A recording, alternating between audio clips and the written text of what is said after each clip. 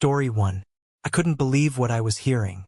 Here I am, at a major Chamber of Commerce function, about to receive an award, and Rhonda, my wife of 10 years, just whispered in my ear that she was going to leave with Gerald, my business partner, for a weekend in Las Vegas, immediately after the award ceremony. Are you out of your mind? I asked quietly so as not to be heard by anyone else. Only with lust, she whispered back. For him right now. I'm feeling his hardness through his trousers, and soon I'll be putting it inside me. We need to talk, I told her. But not now, later, after we get home from the ceremony. No, Ron. I'm telling you how it's going to be, she said. If you want to talk, you can give me some ideas, or maybe remind me of the things you've always wanted me to do with you but refused. I'll be home Monday evening, and we can talk then if you still feel the need. This was the start of a 3-day weekend, and I knew she didn't have to be back to work until Tuesday. And you plotted this with him? I asked quietly. Of course, she said. His wife also knows. I looked and saw my soon-to-be ex-partner and friend sitting next to Rhonda with a smug grin on his face. I wanted to punch him, but not here, not in front of all these people, these so-called pillars of the community. I looked at Judy, his wife, who sat next to him. She didn't look too happy at all. Apparently, she also knew about this. My mind was racing, but I focused back on the present when I heard my name called by the master of ceremonies. I got up, shook his hand, and accepted the award, holding it for a second as a photographer took a picture. I gave my prepared acceptance speech and noticed, as I did, that Rhonda's hand was in Gerald's lap. I decided to make an impromptu change to my speech. On my notes, I had included an acknowledgement of my wife, but I ended my speech a bit early, not even mentioning her name. Instead, I thanked the community for their support and the chamber for the award, then ended my speech. I didn't know if anyone would notice the slight, but Rhonda mentioned it after I sat back down. What? Didn't I even rate a mention? She asked sarcastically, as I took a sip of my now tepid drink. I simply glared at her, not saying a word. So that's how it's going to be, huh? Well, like I said, we'll talk Monday evening when I get back. Gerald got up and headed for the podium, deliberately bumping into me on his way up. If you go through with this, don't bother coming back, I whispered to Rhonda as Gerald spoke. There will be nothing here for you to come back to. To emphasize the point, I slipped my ring off my finger and handed it to her. She smirked as she dropped it in her purse. You know why I'm doing this? She asked. Of course you do, she added. It's for what you did with Judy. Don't lie, I know all about it. I have pictures. So, you'll say or do nothing. Let me do this, and we'll talk when I get back. Don't do this, Rhonda, I said. Nothing happened between Judy and me except dinner. We can talk about it after the ceremony. Too late, she said. It's going to happen. The tickets have already been bought. The reservations have already been made. I'm going to give Gerald my body this weekend. I'm going to let him do whatever he wants. And there's nothing you can say or do to stop me. What if I told you he's HIV positive? I asked. She laughed. I wouldn't believe you. You'd say or do just about anything to keep me from going, she said. Don't say I didn't warn you, I told her. I guarantee that if you do this, you'll regret it for the rest of your life. Look, just enjoy the weekend without me. Go play golf or something. When I get back, things will go on as before, she said. I couldn't believe the nerve of this woman. No, they won't, Rhonda, I told her. We'll see about that, she said. A minute or two later, Gerald returned and took his seat. Rhonda turned to him, and I could see she had placed her hand back in his lap. Disgusted, I turned away from her. Finally, the event was over and we got up to leave. This is your last chance, Rhonda, I said. She and Gerald smirked as they looked at me. We're leaving now, Ron, she said. I may call you or not. Either way, I'll see you Monday. No hard feelings, partner, Gerald said. I promise not to damage her too badly for you. We're done, Gerald, I told him calmly. As partners and friends. I don't ever want to see or hear from you again. We'll see about that, partner, he said as he guided Rhonda away.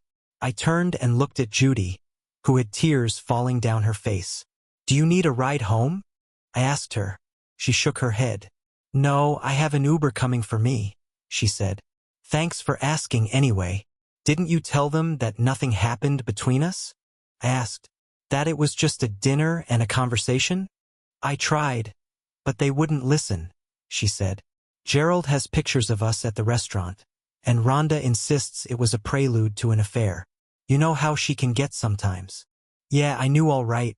Until now, the only complaint I had about Rhonda was her uncanny ability to act on false assumptions. And once she got something in her head, there was almost nothing anyone could do to change her mind.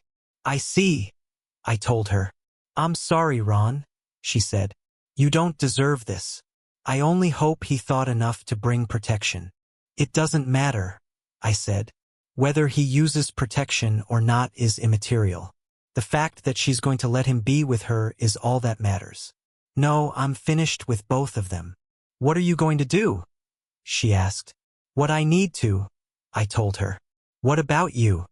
"I told Gerald if he went through with this, I'd divorce him," she said. "And that's exactly what I intend to do. This isn't the first time he's cheated on me, but by God, it'll be the last." "Good for you," I said. "Let me know if there's anything I can do. If you like, I can refer you to a good lawyer." "Thanks, Ron," she said. "I appreciate that." With that she left and I followed shortly, making my way back to the car. On the way home, I thought about the last 10 years with Rhonda. We married about 5 years after Gerald and I went into business together. Gerald introduced me to her after we had been in business for about 4 years. By then, he and Judy had been married for 3 years. Rhonda and I dated, fell in love, and got married. Gerald was the best man at our wedding, and I never would have believed he would be capable of doing something like this. I never thought Rhonda would either. By the time we got married, the business was growing significantly, so my lawyer suggested I have her sign a prenuptial agreement to protect my assets, which included my home and the business. She didn't like it, but she signed it anyway. I made sure the agreement was equitable and included a clause for infidelity. I had a lot to do and not a whole lot of time to get it done. It was still fairly early in the evening when I got home, so I called my lawyer, Jim Simpson, on his cell. "Hey Ron," he said. "I thought you and Rhonda would be celebrating your award tonight. What's going on?" He listened as I told him what happened earlier in the evening. "Oh my God, Ron, I'm so sorry to hear that," he said when I finished. "You want me to start drawing up papers?" "Yes, Jim," I said. "I want a divorce for adultery based on our prenuptial, and I want you to draw up papers dissolving the partnership." When Gerald and I drew up the partnership, we included a clause that said the partnership could be dissolved if one or more of the partners engaged in morally unacceptable behavior that could significantly impact the operation of the business. I felt this certainly fell into that category. "Are you sure about that?" he asked. "Yes," I said. "Absolutely. I want it reorganized as a sole proprietorship if possible. I know we had talked about incorporating it as a limited liability company before. Maybe this is the time to do that." "All right, I'll get the ball rolling on that," Jim said. "It's going to take some time, though." "I know," I said. "But I want the partnership dissolved as fast as possible, and I want my losses mitigated as much as possible." "Consider it done, my friend," he said. "Thanks," I said, ending the call. I knew that, under the terms of the agreement, I would have to pay Gerald something to get him out of the company, so the less I had to give him, the better. I knew Jim would come through for me. A couple of hours later, I got a call from Rhonda. "I just wanted to let you know we're at the hotel in Vegas," she said. "And I'm so ready for a weekend of fun. Rhonda, you should know before you do this that Gerald is HIV positive," I said. "If you go through with this, you'll regret it for the rest of your life. Stop this nonsense and come home right now. If you do, then maybe, and I do mean maybe, we can fix our marriage." "Oh, Ron," she said with a laugh. "Are you still on that?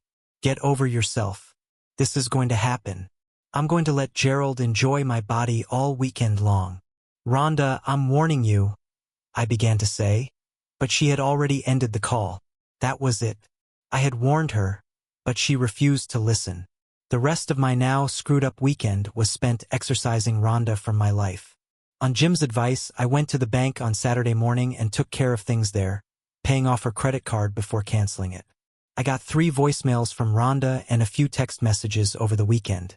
She was doing her best to get me riled up. "Oh yeah," she moaned in one of her voicemails. "Gerald is buried deep in me right now, Ron. It's so much bigger than yours and feels so much better." The other voicemails were similar.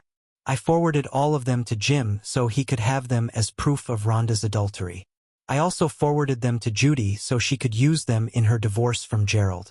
I called a locksmith and had all of the locks changed on the doors.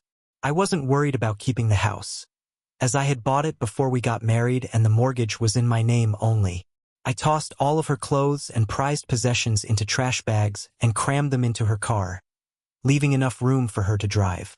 I pulled the car out of the garage and left it in the driveway. I pulled down all of the photos that included Rhonda. I broke up the large wedding portrait that hung over the fireplace before placing the broken pieces inside to be burned. By the time I was finished, there was no evidence that she had ever been in the place. After listening to her voicemails the next morning, I called her mother and said we need to talk. She invited me over for lunch, so I went. After eating a sandwich, she asked me what was going on, so I told her everything. I even played the voicemails Rhonda had left. By the time I finished, she was inconsolable. "That stupid girl," she said. "I can't believe she would do something like this to you. I'm so sorry, Ron. Of course, she can stay here until she gets back on her feet, but I'm going to tan her hide for this." "I'm sorry as well, Mom," I told her. I always thought of Rhonda's mother as Mom, especially since my own mother died from a stroke a few years before. "She's going to need all the help and support you can give her." "Of course," she said, "but I'm still going to put her over my knee." I chuckled and gave her a hug. "Please stay in touch, Ron," she said as we broke the hug. I promised I would and left. She was still wiping tears from her face when I left. From there, I went to a tavern that served the juiciest burgers and enjoyed one with a couple of beers. Jim called me on Monday to say he had the paperwork drawn up, so I went to his office. Everything looked good, so I paid his retainer and left. The papers would be filed with the court the next day, which was Tuesday. "Where would you like her served?" Jim asked. "Preferably at her place of work," I said. "She humiliated me in public, so I think it's only fair I return the favor." "Okay," he said. Before I left, I got a couple more voicemails from Rhonda that day, the last one letting me know she was on her way home. I got a good laugh at that.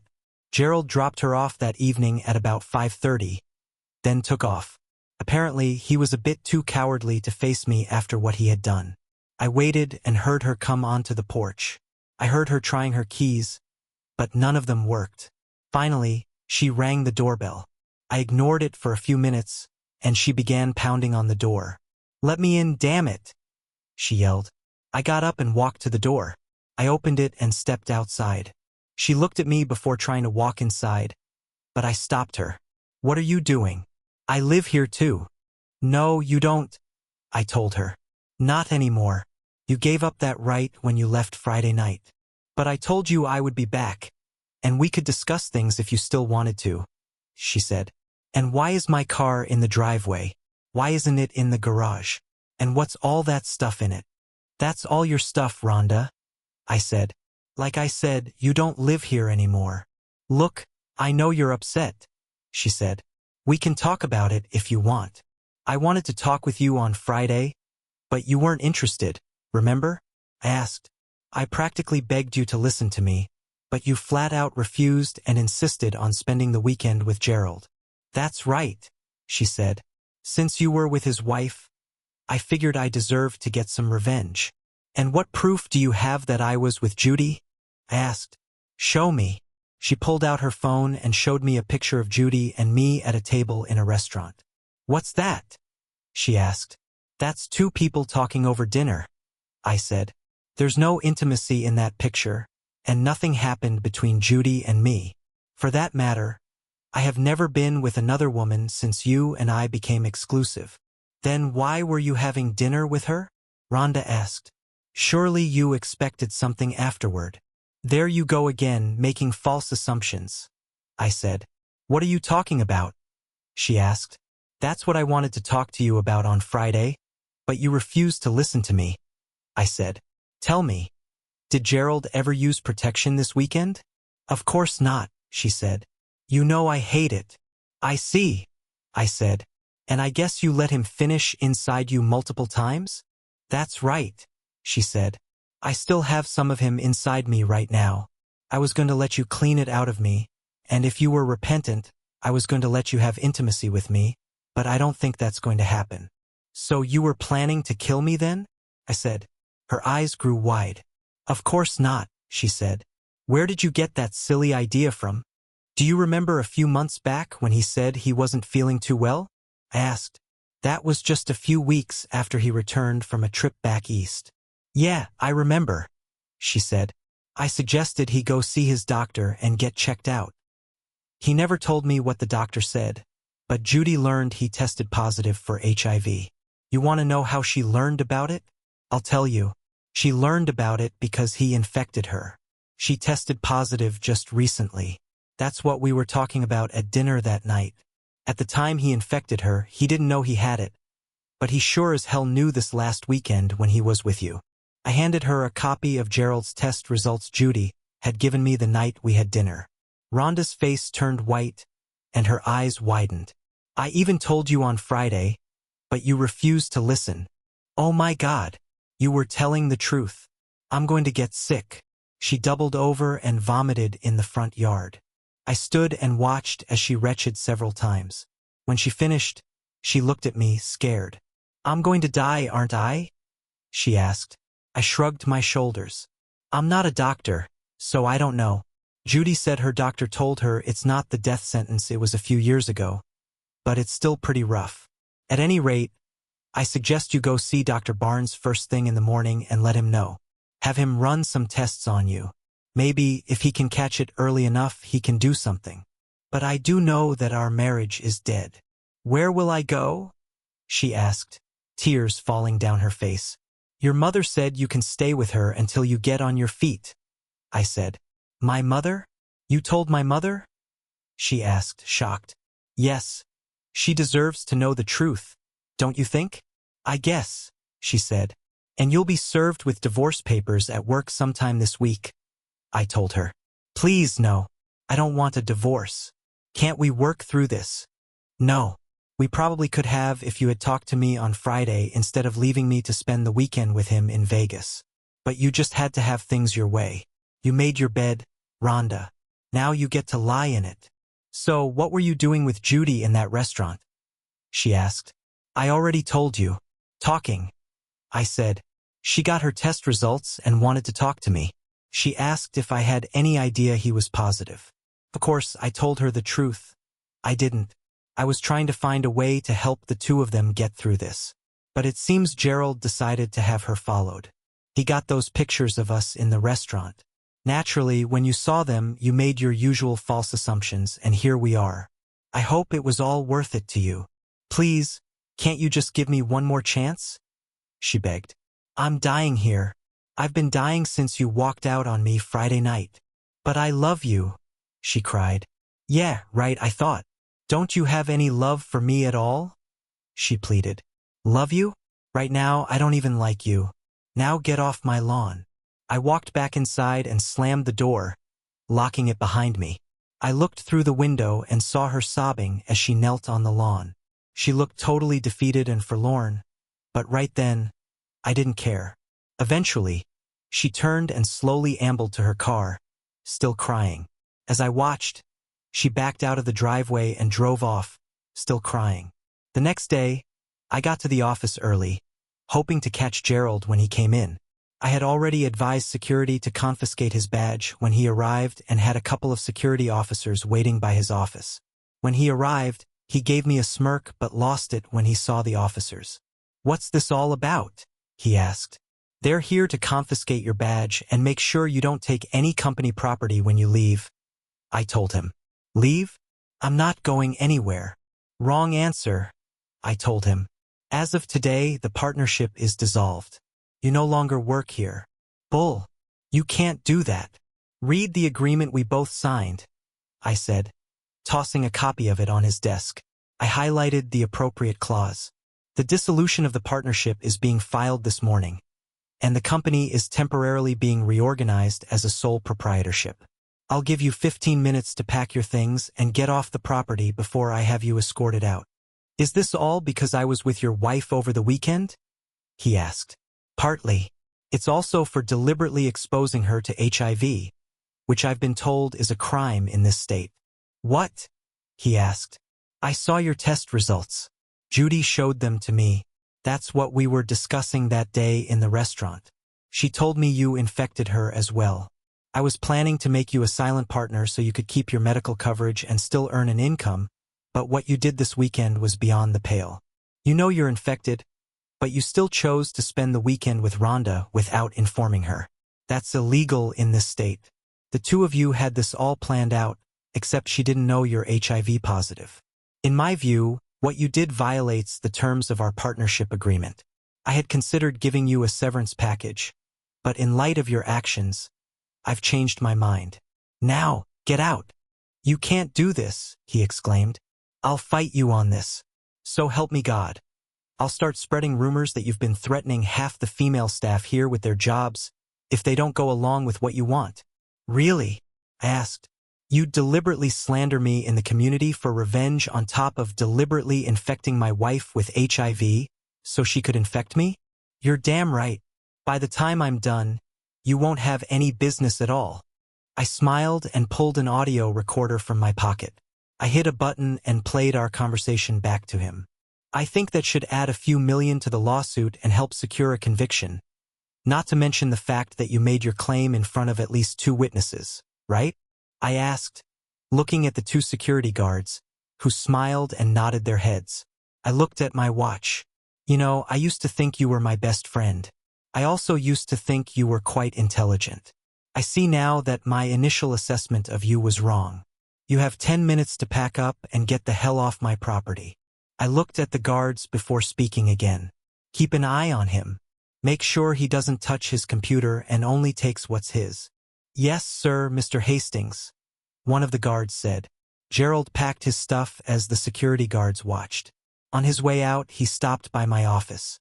I'm sorry, Ron, he said. Just go. Get out. After Gerald left, I called a meeting of all employees. It was crowded in the main office, but I felt they deserved to know there would be changes. I told them that Gerald was no longer with the company and the partnership had been dissolved. I assured them that this change wouldn't affect their jobs in the long run but could cause some short-term disruption. One of the employees asked why Gerald left, but all I would say was that it was a personal matter. The next several weeks were a blur. Rhonda was served with divorce papers at her place of work on Thursday, which prompted a great deal of gossip. Her mother told me she had gone to see the doctor on Tuesday, but it would be a while before she got the results of her tests. Thankfully, Rhonda didn't deluge me with calls or texts. It seems she finally realized that she had made a huge mistake, one that would affect her for the rest of her life. Realizing there would be no reconciliation, she signed the papers. Jim told me the divorce would be final in 90 days. Judy filed for divorce against Gerald on the grounds of adultery. She told me he was living in a motel room that was rented by the week until he could find something else. But he had another problem. After Rhonda's visit, Dr. Barnes reported Gerald to the authorities. From what I learned, the state we live in requires those infected with HIV to inform their partners before any intimate activity takes place. Since Rhonda said Gerald never informed her, he could receive up to 20 years in prison.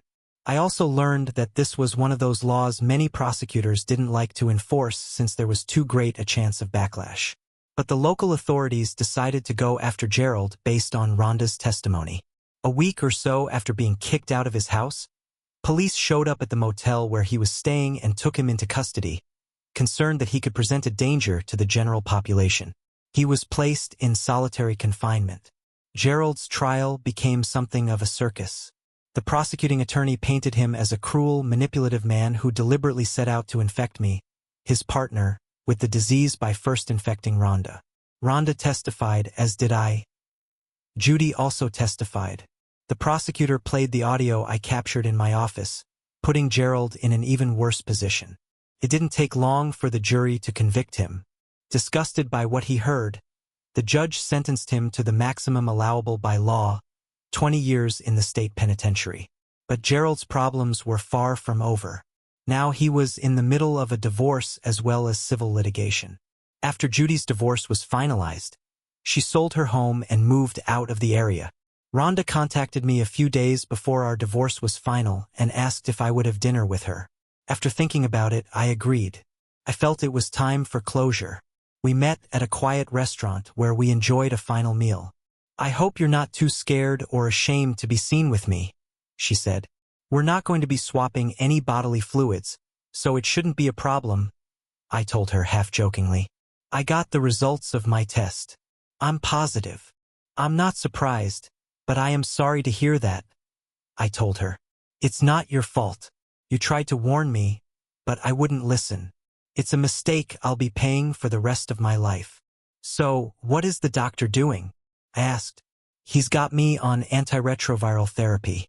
It'll never be cured, but he tells me I can live a fairly normal life if I take the drug every day." Of course, I had to let my boss know. He's letting me telecommute so I can work from home, and Mom says I can stay with her as long as I need to. "That's good to hear," I said. "My lawyer is also filing a lawsuit against Gerald.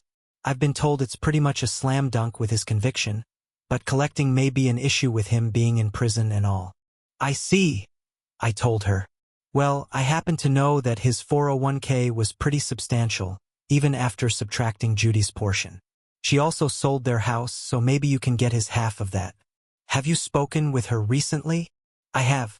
She's out of the area, but we still talk from time to time. I'll mention that to her and see what she says." "What happened to you, Rhonda?" I asked after a while. "I don't get it. I wanted to have kids with you, spend the rest of my life with you." "I don't know," she said quietly. "When Gerald showed me those pictures of you with Judy, I lost it. I just knew you were having an affair with her. I really jumped the shark on that, didn't I?" "Just a bit. But why didn't you just talk to me?" I asked. "I was angry. I didn't want to hear anything you had to say. Judy tried to warn me as well, but I figured she was in cahoots with you and would say anything to stop me. I even told you that Friday about Gerald," I said. "Twice. I hoped you would have gotten the hint. Frankly, I didn't want to hear anything you had to say," she told me. "And now I'm paying the price. I'll be paying it for the rest of my life. Can you ever forgive me for being so stupid?" "I don't know. Right now, it's all I can do to be civil around you." "I thank you for that at least," she said. "I know it's probably not easy for you. So how are you holding up?" "I manage. I stay pretty busy with the business now that Gerald is gone. My workload has doubled, so there's no shortage of things to do." "Any women in your life?" she asked. "No. I'm not in the market for a relationship. Probably won't be for quite a while. Once bitten, twice shy, you know?" "I'm sorry," she said. "I've learned a thing or two myself from all of this." "What's that?" she asked. "Never trust anyone," I said. She looked at me, shocked. "I knew Gerald for years before I met you. That is, I thought I knew him. I had no idea he was capable of doing what he did. And the things I learned about him during their divorce frankly make me sick to my stomach. What you did certainly didn't help." "I'm sorry," she said. "Yeah, well, it is what it is," I said. "I see you're still wearing your rings," I added, looking at her left hand. "We're still technically married," she said. "At least for a few more days. If you want them back, you can have them, but I was hoping you'd let me keep them." "I don't want them. I just take them down and sell them anyway." "Why would you want them?" "As a reminder," she said, "of what I once had and threw away." "They're yours," I said. "Do with them what you want." "Thank you," she said quietly, a tear falling down her cheek. "I'd better get going now," I said. "I have a lot to do yet tonight. Tell your mother I said hello, and good luck." "I will," she said. "And thanks, Ron. I really am sorry about all this." "Yeah, me too, Rhonda. Goodbye." I could hear her sobbing as I left. I wasn't as angry as I was when this all first went down, but I still felt sad. It's not easy ending a decade-long relationship with someone you thought you'd spend the rest of your life with. Work went on as normal, and within a year, things had settled down to a steady roar. I had plenty of opportunities but chose not to date or pursue a relationship. I still had some serious trust issues after what Rhonda and Gerald had done to me. Life consisted of working, eating, and sleeping. I had no social life whatsoever. A year and a half after my divorce, Denise, my secretary, introduced me to her younger sister, Angela, at a company event. She was a couple of years younger than me and had just gotten through a divorce from her husband, who left her for another woman. We began dating, taking things one step at a time. Slowly, both of us had been burned by our previous spouses and still had some trust issues. But as we spent more time together, our trust in each other grew. We dated several times over the course of a month before we ended up spending the night together in my bed. A few months later, I popped the question and she said yes. Our wedding is set for the spring, to be followed up with a 5-day Caribbean cruise. We extended an invitation to Rhonda's mother, but we don't know if she plans to attend. I'm still hurting from what Rhonda and Gerald did, but Angela has done a superb job of healing the scars. I've done my best to help her heal as well, and I'm certainly looking forward to spending the rest of my life with her. Thinking about Angela, I'm often reminded of the old saying, sometimes the bad things that happen in our lives put us directly on the path to the best things that will ever happen to us. Story 2. I knew things were going to be different as soon as I started my new school. I was born and raised in Philly, and moving an hour away from the city would definitely take some adjustment. Adjustment meant I had to learn to live with it. I kept my nose clean and stayed out of trouble at my father's request and my mother's insistence. The population was diversified, to say the least.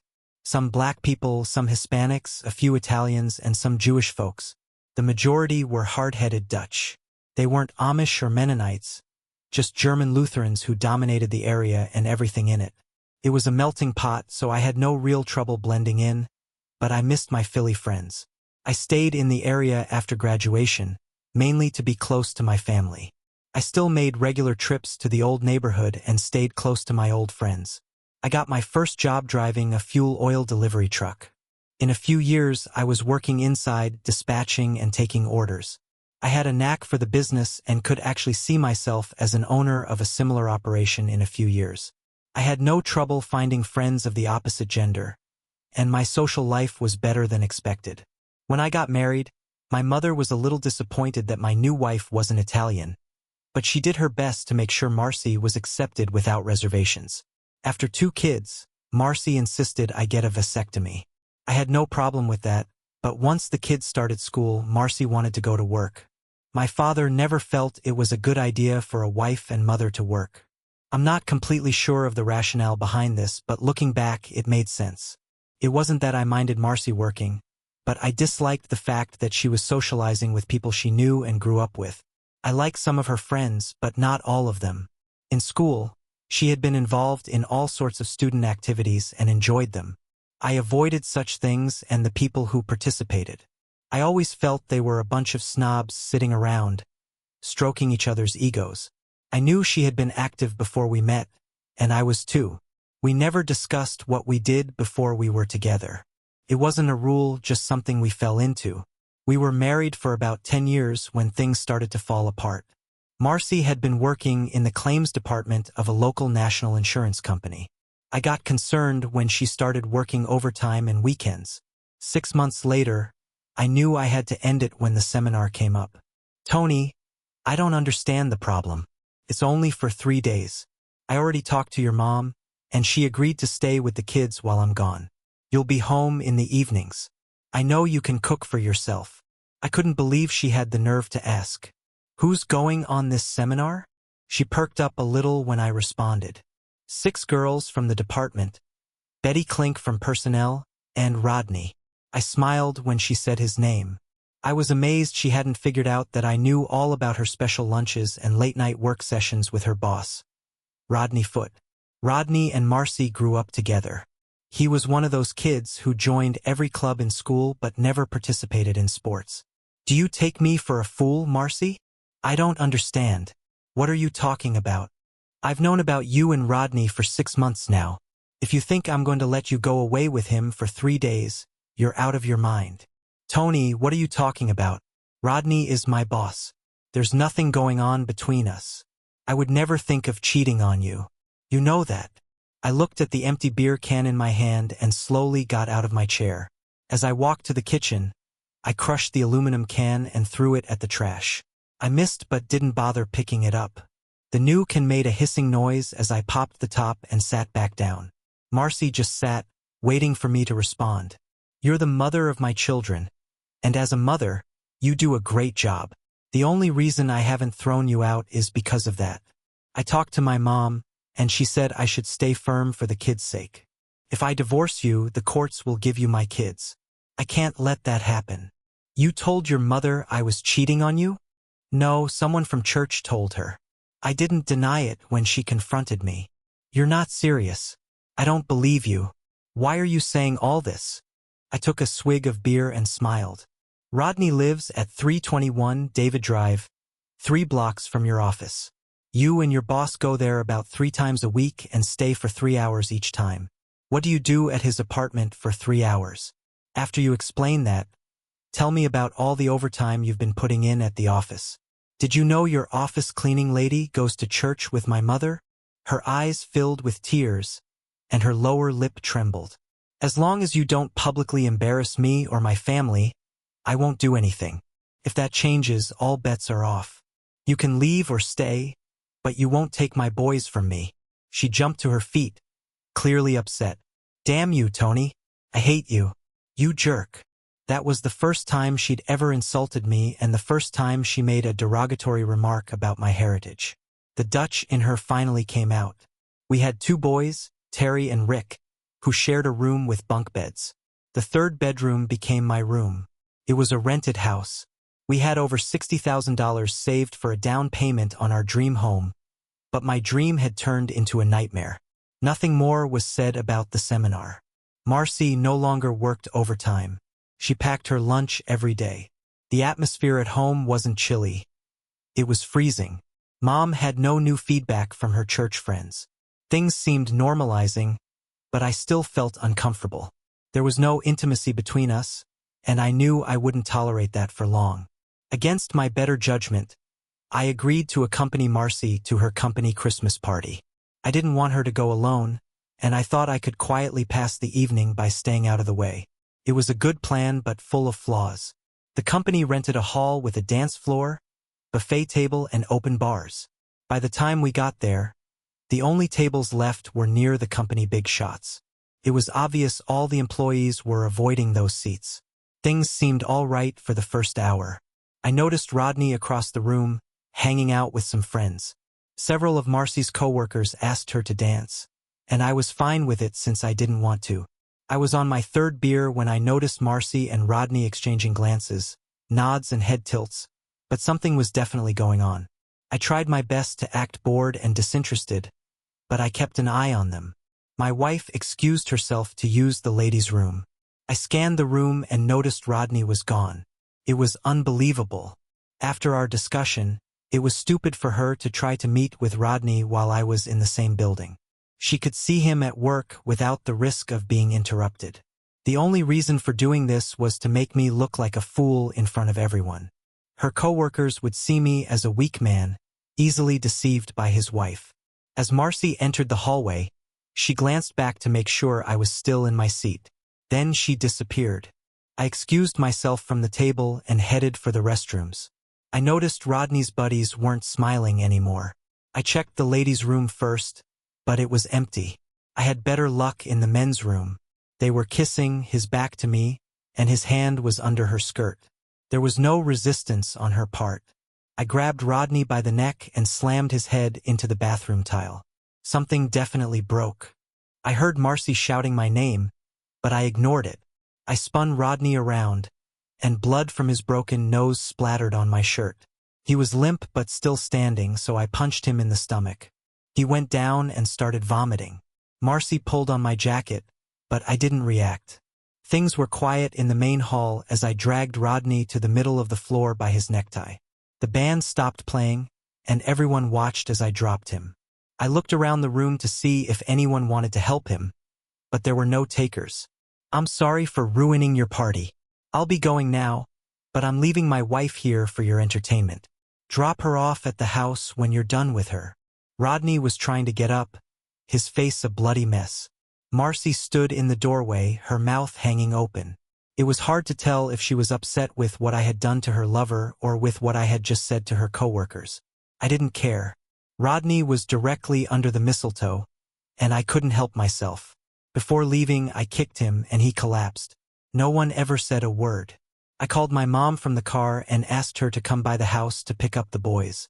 Going out of town for a few days seemed like a good idea, and I didn't want to leave the kids with their mother. I was sure she would be in no condition to properly care for them. I was making plans as I drove, having no idea what I was going to do or where I was going to go. My boss had no objection to giving me a week or so off. Mom and Dad were already there when I arrived. After paying the babysitter, I helped get the boys ready. My one bag consisted mostly of socks and underwear, but I threw in a few shirts and pants, just in case. Before leaving, I got the cash box out of the basement rafters. The banks were paying less than 1% interest on savings accounts, so I decided to keep the money at home. I know it's foolish to keep $62,000 in the house, but I guess it's something I inherited from my mom. She used to keep big stashes all around her kitchen. I was turning out all the lights when a cab pulled up and dropped Marcy off. She walked in and sat on the couch without saying a word. She looked more worried than mad, more upset than scared. I told you there was only one rule. Do not humiliate me or my family in public. You just couldn't resist doing it? Could you? I waited for a moment as she started crying, then walked out the door. It was just a little past 9 as I hit the Schuylkill Expressway. That party didn't last long, at least not for me. I decided I'd spend a few days in Atlantic City before going back home. But first I had to see my old friend Sal. Sal had a sandwich shop in the old neighborhood. It wasn't like the flashy ones you see in Philly travel films, but more of a convenience for the people who lived close by. His primary income came from other endeavors most of us either ignored or participated in. He lived on the second floor and worked out of the back room. It was like an old home week. After I explained my situation, he agreed to help me. Tony, it's going to cost you $20. Can you handle that? Or do you need me to spot you? I got it up front, no problem, I replied. Do you want it messy or quiet? Transparent? No fuss, no muss, nothing. I just need to leave for a few days. Got anything set up? No, I was thinking of going to Atlantic City, I said. How about 6 days and 7 nights at the Taj? What are you talking about, Sal? I got some comps coming. I think it would work out pretty well for you. Sounds good to me. Are you going alone, Tony? Yeah, this is all spur of the moment. I didn't have time to invite guests. You shouldn't be alone. You need someone to verify you were there. Hold on. Sal picked up the phone and dialed a number that must have been familiar. Carla, it's Sal. Make yourself pretty and get down here. No, nothing like that. You're going on vacation. He snickered as he hung up. Tony, remember Carla? My brother Michael's oldest. Yeah. Chubby little thing with dark brown eyes. I remember she was always laughing. How old is she now? Sal smiled at my recollection of his niece. She's 23 now, Tony, and she's not chubby anymore. Suddenly, I realized Carla would be accompanying me to the shore. I felt uncomfortable since she was Sal's niece, but hey, he was the one setting it up. Tony, you got a credit card? I got 2. I was going to cancel them Monday morning. No, don't do that. Use those cards as much as you can. Meals out, room service, even casino cash advances. But don't go overboard. You need the card action to prove you were there. Spread it out time-wise so it doesn't look like you snuck back home. It might cost you a couple grand, but it's cheap insurance. Sal knew his business. It all made sense. As I mulled it over, Carla came in. Tony, I haven't seen you since you moved up to the sticks. You look good. Now I knew why Sal was smiling. Carla was absolutely gorgeous. Those dark eyes were amazing, and the baby fat she used to have had moved to her chest. I knocked over my chair like a klutz as I jumped to my feet.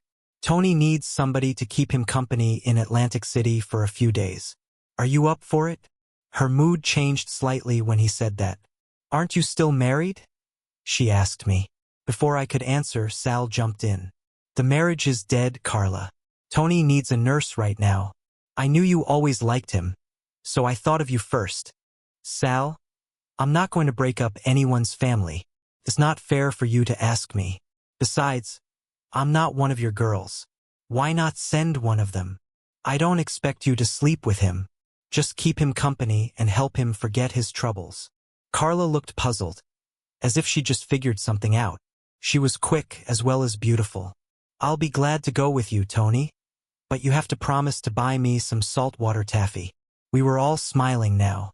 "I'll need about an hour to get ready. Don't let him drink anything, Sal. I don't want to drive down there with a drunk." I thought I saw her wink as she left. Sal and I recapped our discussion while Carla was gone. He graciously accepted my $20,000 and promised complete satisfaction. The drive to Atlantic City was uneventful except that I had to give Carla a full rundown of the problems I was having with Marcy. Her only comment was, "Oh, the poor kids." Carla frowned when she saw the double beds, but luckily didn't notice me snickering.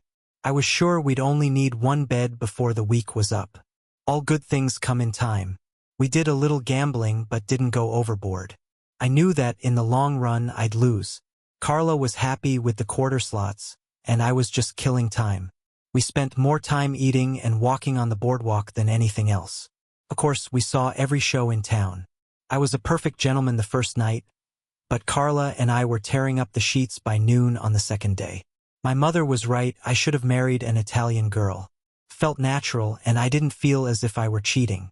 We were getting ready for supper on the fourth day when we got visitors. Two men, not in suits but sports jackets. "Tony Randazzo? I'm Ray Fritz, and this is my partner, Rupert Marks. We're from the Berks County Special Crimes Task Force. Can we talk with you for a few minutes?" Carla walked out of the bathroom in her undergarments. She glanced at the two men, walked to the bed, and picked up her bathrobe. She seemed a little embarrassed but knew they might pay me a visit. "Do you want to give me an idea of what we'll be talking about?" I asked. "We'd like to talk about your relationship with Rodney Foote." I didn't have a relationship with Rodney Foote. My wife did. Fritz did most of the talking while Rupert stared at Carla. "We realized that, Mr. Randazzo. We understand you had words with him at the Continental Insurance Christmas party. Is he pressing charges?" "No, he's disappeared, and we were wondering if you could help us locate him." "Gentlemen, before we discuss this further, I'd like someone from the Atlantic City Police Department here, and I don't mean a patrol officer. If you can't arrange that, I want a lawyer from Reading." Carla, now dressed, was putting on her jacket. "Sorry, fellas, but we've got 6 o'clock reservations. The steaks at the safari are fabulous. I'll probably be home this Friday. Would you like me to talk with you then?"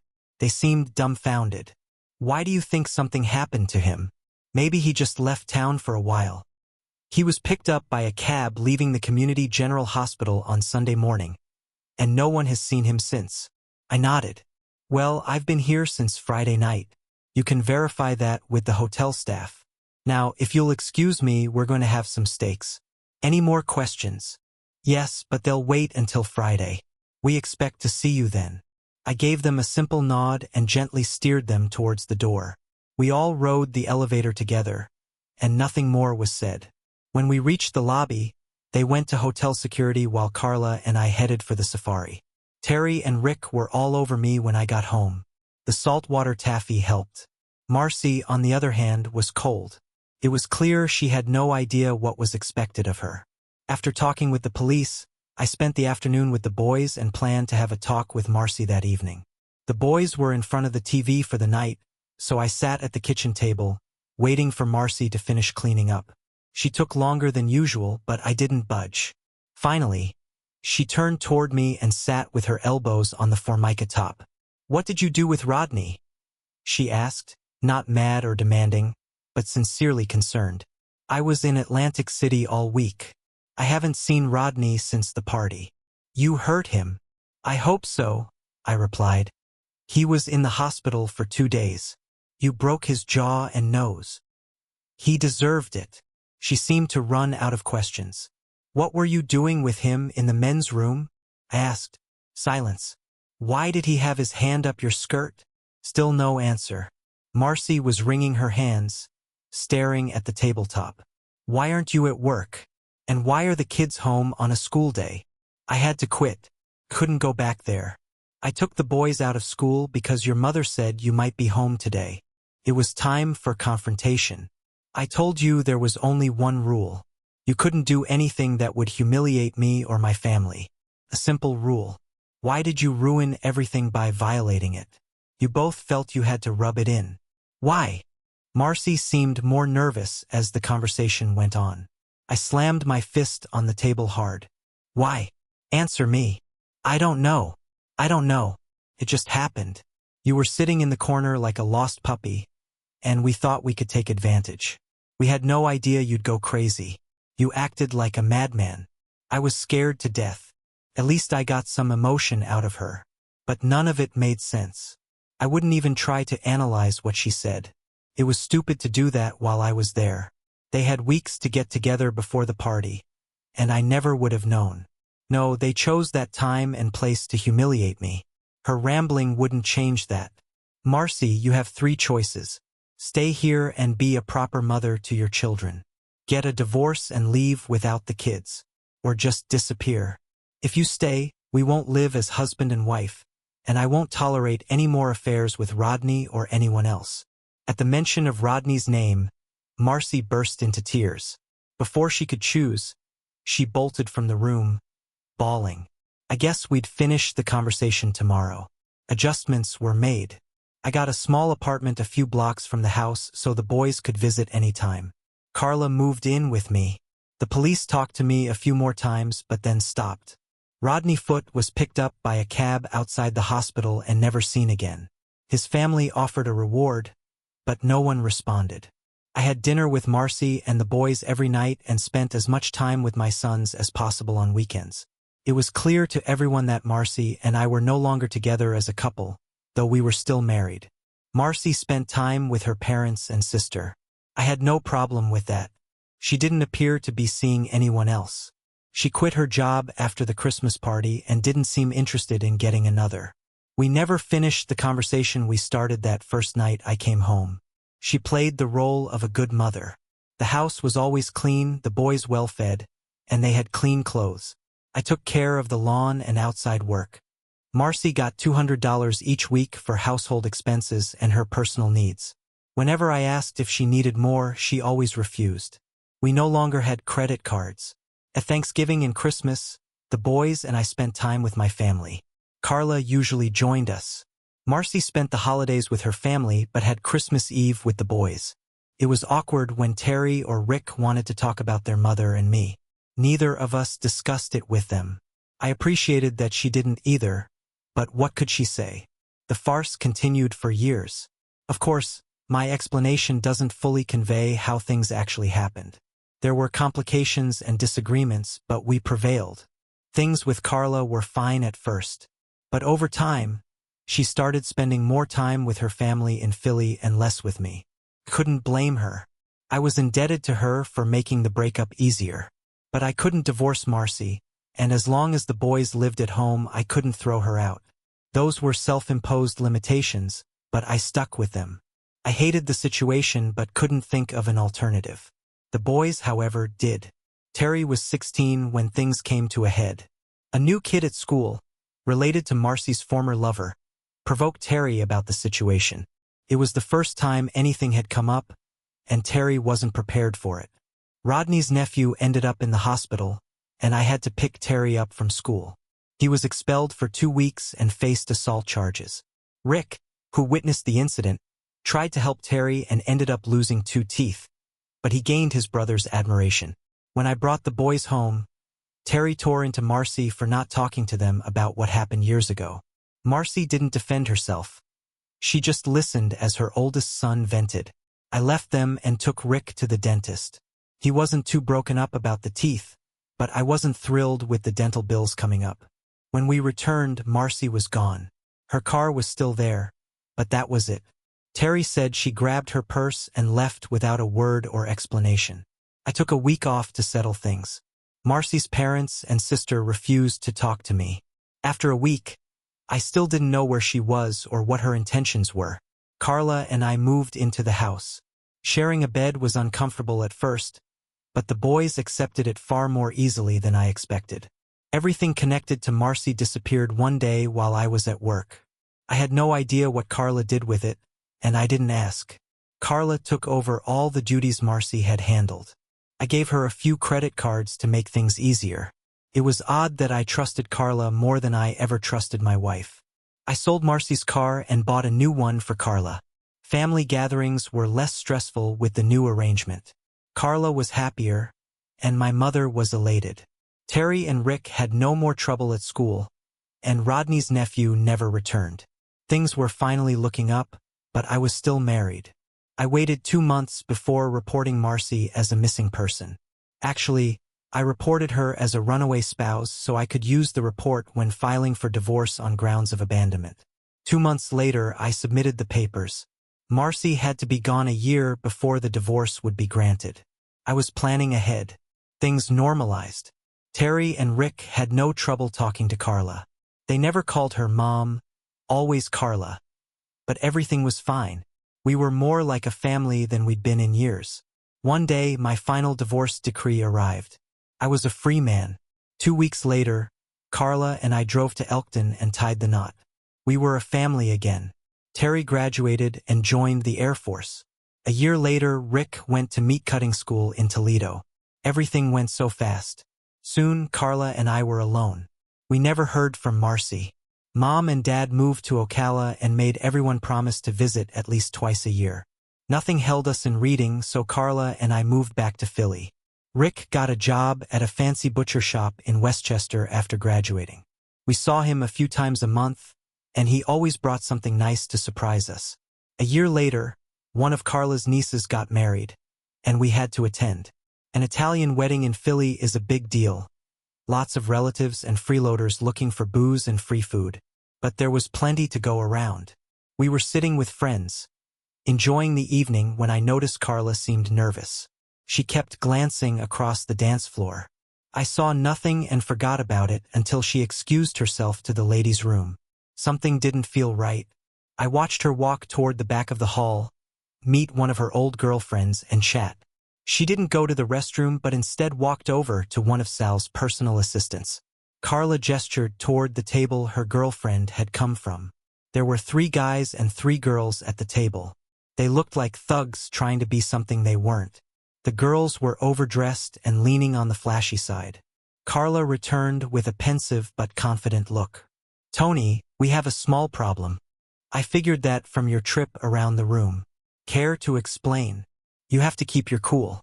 In a couple of minutes, one of the guys at Gina's table is going to come over and bait you." "What do you mean, bait me?" "He's going to insult me to make you mad. When you get up to fight him, they'll gang up and beat you." "What am I supposed to do? Let him get away with it? Play along until Bobby V and the boys get in position.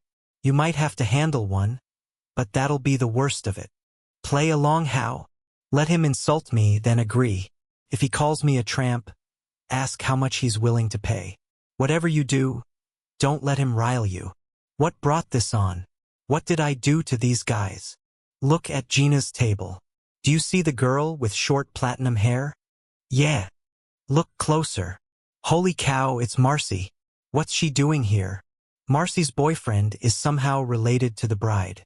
She's still mad at you and set him up to fight you. I guess she's looking for payback. While you and Sal's guys take care of things, Gina and I will be talking to Marcy in the ladies' room. It won't be pretty." I didn't like how things were going. This was a wedding. A young bride would remember this night for the rest of her life. It wasn't fair for a few thugs to ruin it.